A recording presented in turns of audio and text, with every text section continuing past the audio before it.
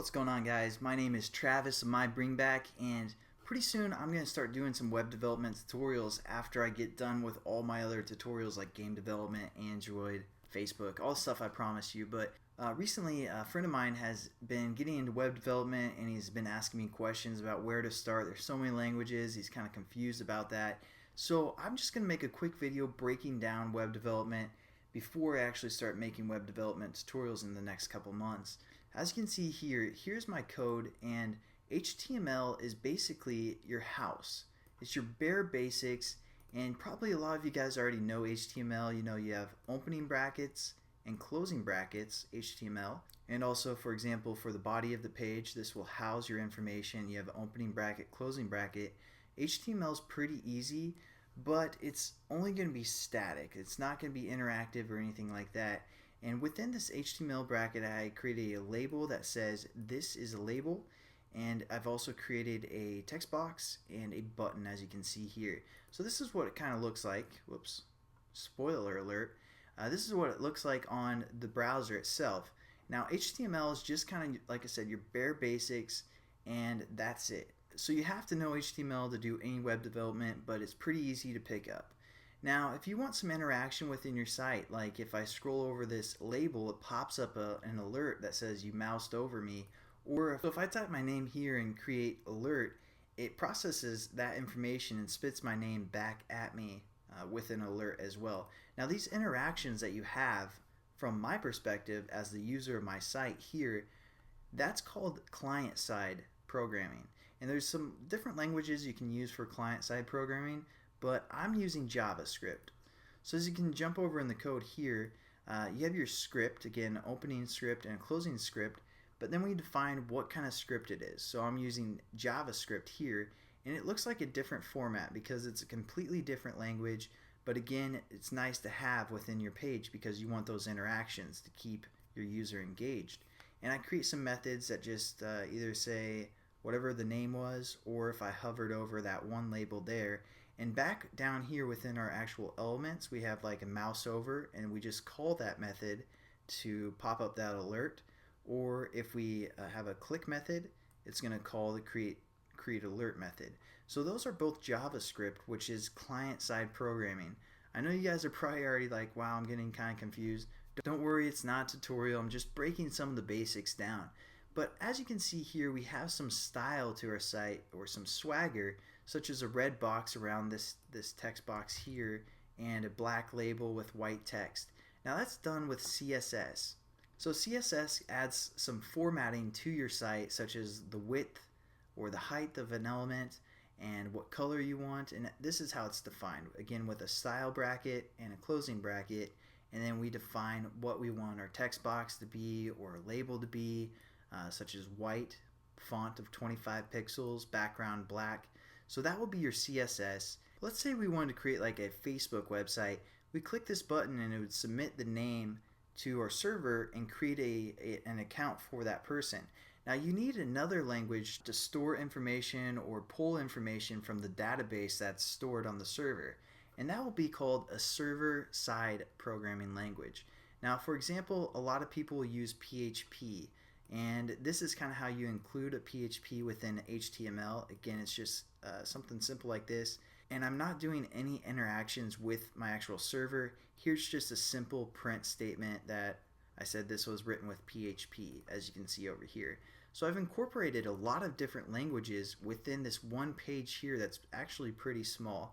But that's kind of how it works. You have different languages interacting with each other on web development. But you need your HTML and CSS just as your bare basics to get your design down.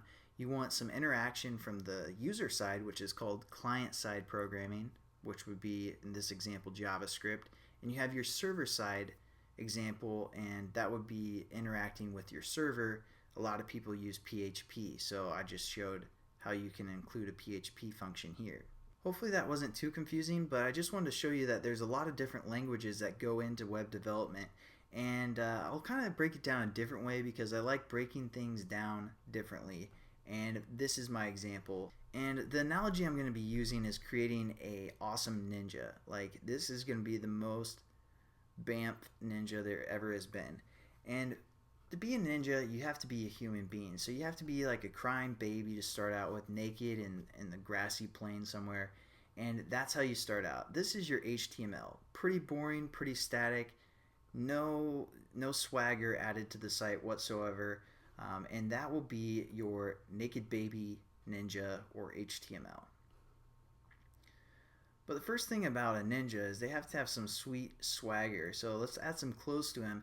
That's going to be your CSS, and this is going to be your design factor, or your ninja's swagger. Even though our ninja looks pretty cool right now, he can't do anything. He's just sitting there and he's well dressed, right?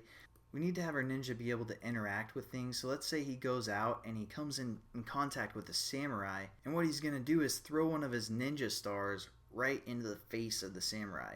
Now this is the best idea I could come up with for this analogy for client-side ninja or JavaScript. It's about user interaction. So for example, the samurai's user interaction got a star to the face. But that's going to be your client-side programming, again JavaScript for example. But now that the ninja's done his recon and got his information, he has to relate that back to his clan, back home, and let's just go to that page here. So he's running back, relating some information back to his home base that has a bunch of ninjas in it, and this is called server-side ninja, or PHP. The process of relating information back to the server, or back to the hut here.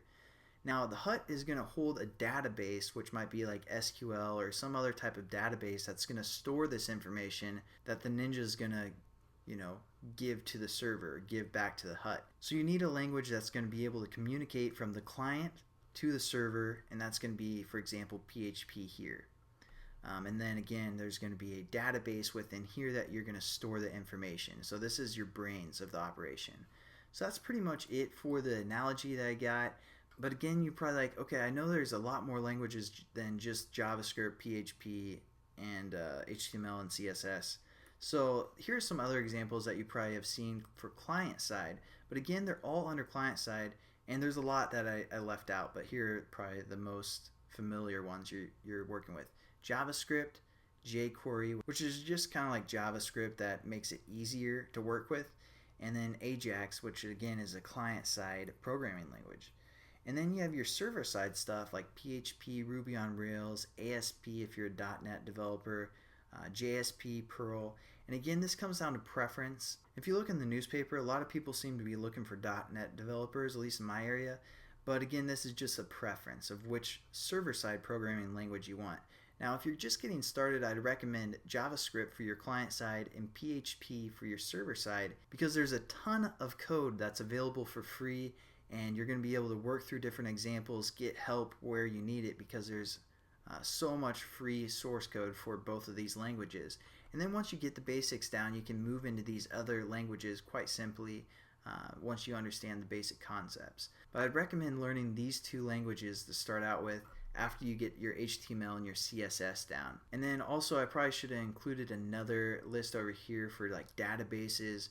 You got SQL and MySQL or SQL, and there's different databases you can store too, but we'll get into that later when we need to. But again, there should be another column here for your databases that you're actually storing the information to. So hopefully that cleared up some of your basic questions on web development about different languages and stuff like that. Even though there's probably 100 different languages for web development, I'm sure there is, there's pretty much only three factors: your database, your server side, your client side, and then just your base, which is your HTML.